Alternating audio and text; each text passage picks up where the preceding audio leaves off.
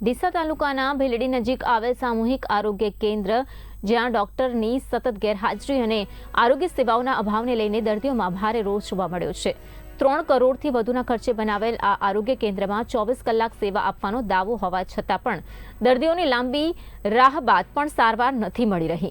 આ પરિસ્થિતિને લઈને સ્થાનિક ગ્રામજનો અને આગેવાનો દ્વારા તાત્કાલિક ઉચ્ચ સ્તરીય તપાસ અને કાયમી ડોક્ટર્સ તેમજ સ્ટાફની નિમણૂક કરવાની માંગ ઉઠી છે। શું થયું બેનને?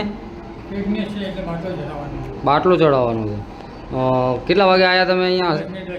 10 ને 10 બરાબર। કોઈ ડૉક્ટર છે હાજરમાં? કોઈ નથી। કોઈ સ્ટાફે તમને આવીને પૂછ્યું બીજું કાંઈ કેમ આવ્યા છો એવું કંઈ પૂછ્યું? કશું પૂછ્યું નથી। એટલે રામ ભરોસે છે એમ ને હોસ્પિટલ? કેમ આવ્યા હતા અહીંયા દવાખાને? દવા કરાવવા કરાવી દેવા તમે? ના નથી કેમ? સાહેબ હાજર નથી। કોઈ હાજર નથી અંદર? ના સ્ટાફ છે પણ સાહેબ હજી હાજર નથી। અચ્છા, એટલે હવે તમે ક્યાં જશો?